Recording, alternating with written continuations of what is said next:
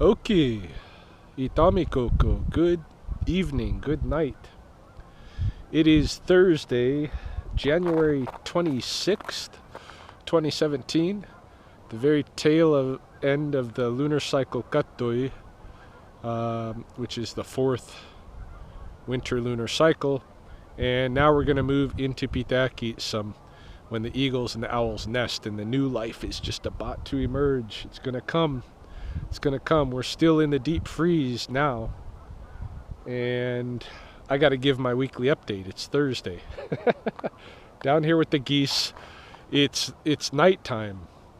I don't know how the camera is recording the light, but for me, it's nighttime, pretty much. I mean, you could say it's the very tail end of dusk, but it's been dusk for a while. And it's getting pretty dark. Like I can see Venus up there, and I'm starting to see some of the other more brilliant stars. I think that's from Orion over there. I can see Mars, but I can't see Neptune quite yet. But it's getting dark, right? So, weekly update. What happened this week? Well, this week was this week was fast. It was a really fast week for me. Like everything was so fast paced that even today I'm thinking, wow, it's time for an update already. Yeah, it is. So what happened was after last Thursday, and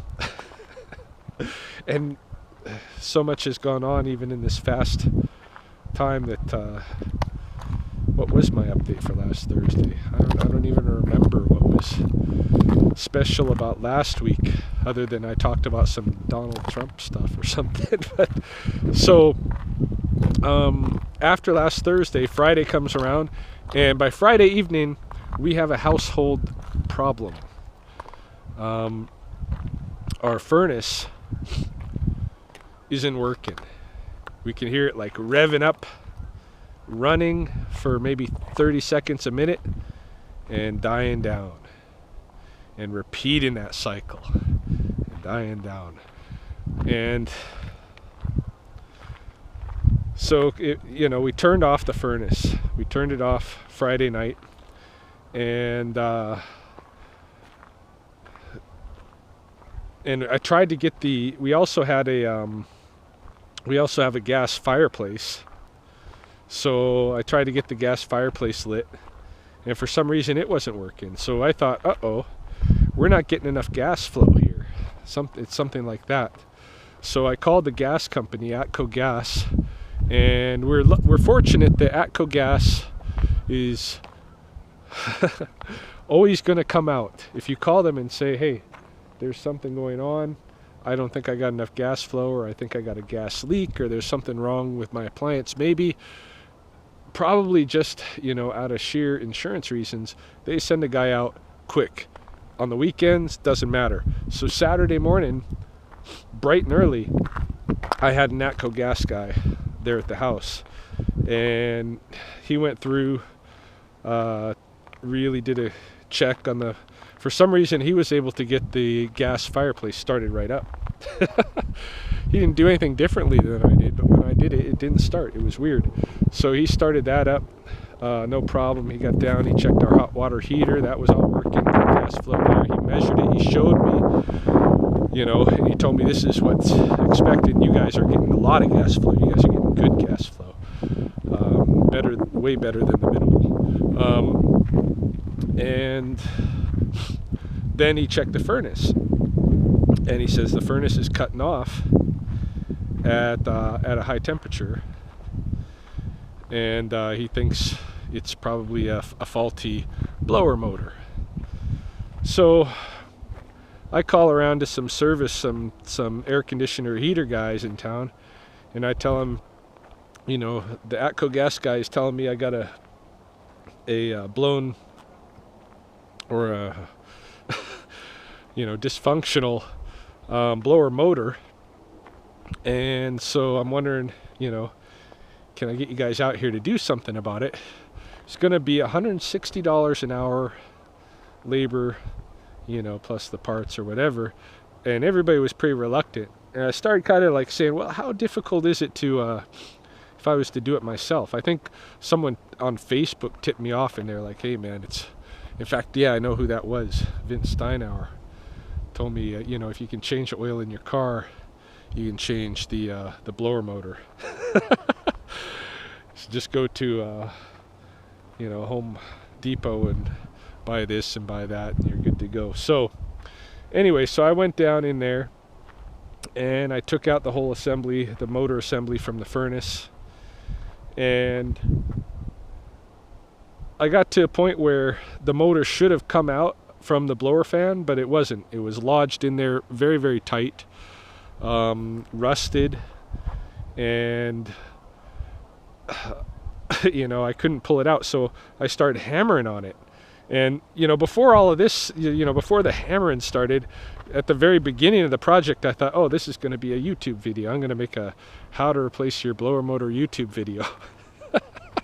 So I started doing my segments leading into it, showing step by step what I was doing, and like I know my shit or something. And I get to this point where the freaking motor won't come out. So of course, like the monkey that I am, my answer is, let's bang on this sucker. So I get a hammer, and that spindle that goes through the blower fan, I start hammering on that, and it little by little it goes down into the blower fan, and but then when it gets almost flush with it, it stops, eh?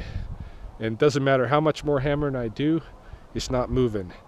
So what do I do about that, eh? I hammer and I hammer and I hammer. That's when I stop recording for YouTube, by the way.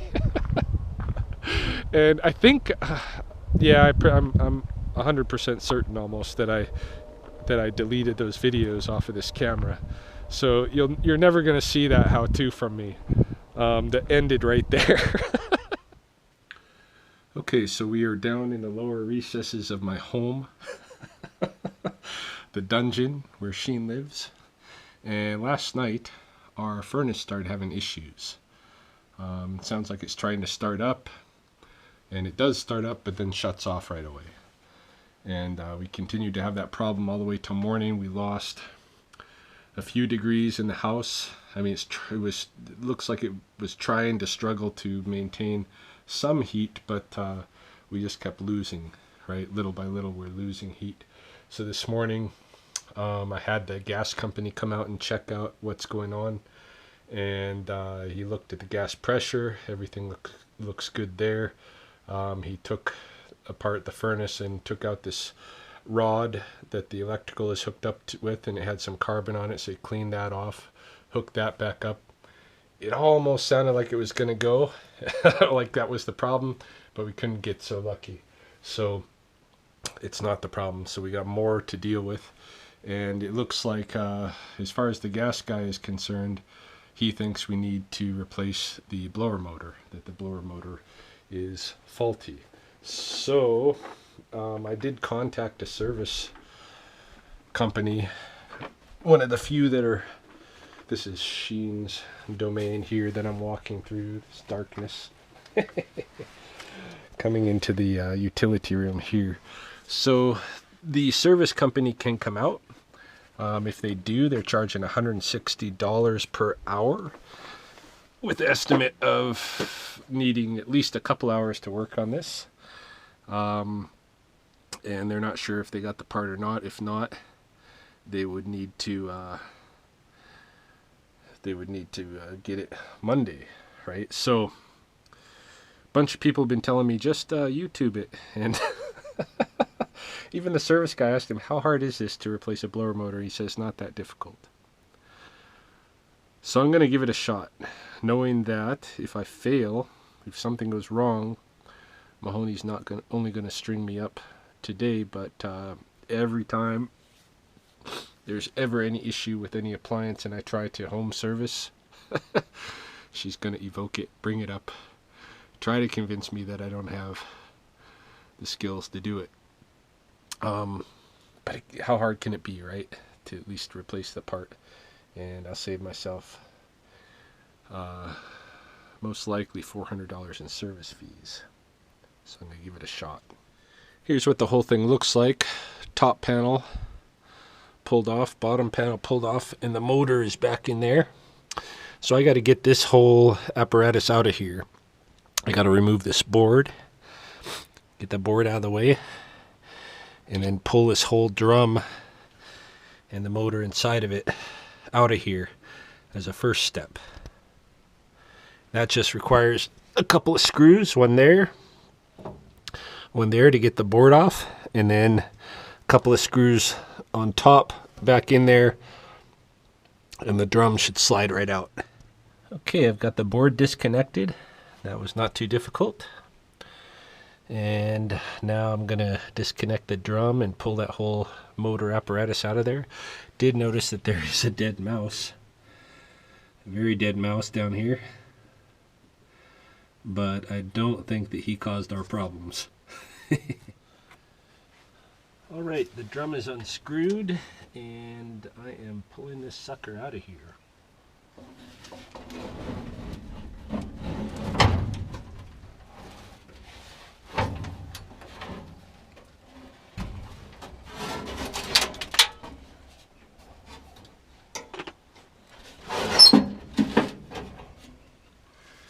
There's another dead mouse up here. Let's see if I show you that. Eh? Dead mice. And it looks a little dirty in there for sure. Whether or not that has caused it to have issues, I don't know. Here is the motor. So I'm going to see about pulling out this motor. So I guess my next move is to loosen that bolt right there, that set bolt, and that'll loosen this end of the blower motor. Alright, now I've got the whole assembly turned on its side, and I have that ground wire disconnected. Now I'm going to disconnect all these, well, these 3 mounting bolts that have the motor assemblage hooked to the fan.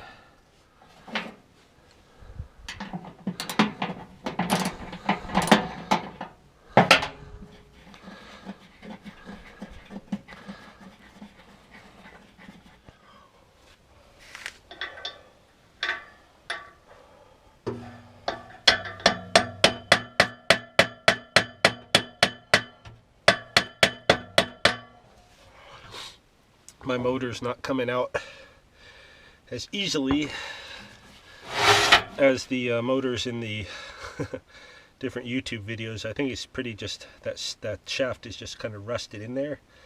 So I put some WD-40, maybe gotta spray a little bit more. I should have saved those videos. That would have been hilarious. So anyway, I realized that I don't have the capacity to fix this thing, and I call back to one of the furnace guys, to one of the heat and air conditioning guys, and he tells me, hey, you know, a lot of times it's just that capacitor. Well, first he asked me, is it belt driven motor or belt driven blower, or is it a direct drive? So I was like, it's a direct drive. That much I know, right? That much I'm smart enough to figure out, and from the language. So I tell him it's a direct drive. He says, well, a lot of times on those direct drives, it's that capacitor. You see that tube on the just on the outside of the blower fan housing. There's this tube that's a capacitor. He says, do you feel comfortable? How did he call it?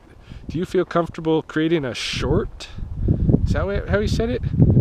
Or no, I think he called it a hot wire. Do you feel comfortable hot wiring from R and G or something like that on the board, on the on the circuit board, or whatever it's called?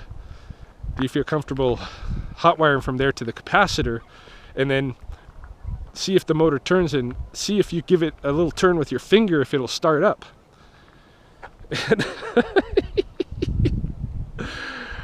Although it's probably really, really, really simple, and the way that he told it to me, it's kind of like, this is not that difficult. I don't have to come to your house. I'm willing to not get paid a bunch of money if you just do this easy thing yourself, So but I told him, no, I'm not really comfortable with that. I don't know what I'm doing. I gotta, at some point I just had to admit, it's beyond me, right? It's beyond at least the current me. The future me with furnace might be a different story. I might actually prepare myself and study up a little bit beforehand what to do with some of the appliances in my house when the problems happen, how to do maintenance. I might look at some of the manuals. Probably not, but but it's what I should do. And but in this case, at this moment, with no heat, when it's sub-zero temperatures outside, and my wife is getting more and more upset about the dropping temperature in the house, at this point I'm like, guys, you got to come here and fix this thing. Monday morning, please. Monday morning. I'm willing to go another 24 hours without another more than 24 hours without heat here, but because I did have at that point at least the electrical fireplace working, which didn't put out heat, but only enough to just kind of keep things level in the house, which was around 15-16 degrees most of the time. I think it got as low as 14 at one point, never got above 16.5, which for some people is what they're cool with. If you're really frugal, you might keep your temperature at that range anyway, but not us. My wife likes my Mahoney likes her heat at like 18, 19, even 20 degrees and above. So, and that's in the Celsius range, by the way. So yeah, so these guys, I say, come help me. So Monday morning they show up, and they go in, they check the what they think it might be, the capacitor and all that stuff. They do all their tests, and they find that the coils for the coil for the furnace is all gunked up. It's all gunked up with like fur and feathers and crap from our house. And oh yeah, and that's another part of the story I didn't even mention. When I went down there very first to check out what's going on, of course the very first thing I looked at was the filter, and the filter was disastrous. It was a wreck. It was all squished in weird angles, absolutely full of crap. And I cut myself pulling on the wires, actually trying to get it out of there, and I had to take it piece by piece out. That's how bad the furnace filter was. These guys, I later learned that I need to be changing that furnace filter like once a month. Not like once a year, not like once every quarter, once a month with my situation. So, but anyway, it's a wreck. And because it's a wreck, all kinds of shit went through, and because all kinds of shit went through, it all got caught on my coils. So the guys borrowed a wire brush from me and cleaned my coils for me, cleaned that up. Then they tried to get it going. It was still having some problems. I mean, it was going, but wasn't really kicking. So then they replaced the capacitor, and the thing went nuts. It just like kicked into full high. Like, I don't even know if our furnace has ever kicked air that strongly through the house. And that's it. That's the end of that story. Finally, that was a long story, the furnace story. What else happened this week? Then I took the day off Monday to deal with the furnace issue with the guys. They gave me a good deal. It didn't cost a lot, you know. Cost less than $300 for my ineptitude and lack of maintenance, which is at least the size of the fine I deserve to pay. So what else? Then I went to work, back to work on Tuesday, both Mahoney and I. And you know, there's not a whole lot to report in that area. Like, my program is coming along, the new program. Everything's looking good. I have very good feelings about it. I think it's going to be a extremely successful program. I think it's going to get a lot of public recognition and interest. And I think we're going to see some of the magic of kind of studies reemerge in this. So I'm excited about it. Everything is going peachy there. I have my Belle, my little niece, my 8-year-old niece, soon to be 9-year-old niece, staying with me 3 days a week. So she stays with me Tuesday night, Wednesday night, Thursday night. She's with me tonight. Not with me right here, but she's at home. And yeah, I feel like there's something else that I wanted to report other than just the furnace story, but maybe the furnace story is my only good story for this week. What about on that popular culture scale? I don't know if that's interest to anybody at all, what I think about what's going on in the popular culture. But I guess in that regard, I just don't have anything to say anyway. I haven't been really tuned into it, you know. I've seen a lot of the shit with Trump, and I don't have much that I haven't already said on other updates to add to that discussion. Gosh, I feel like something big happened that I'm failing to talk about. Well, maybe I'll just end it here, but if I happen to remember on my walk home up the side of the coulee here what it was that I missed, I'll come back again.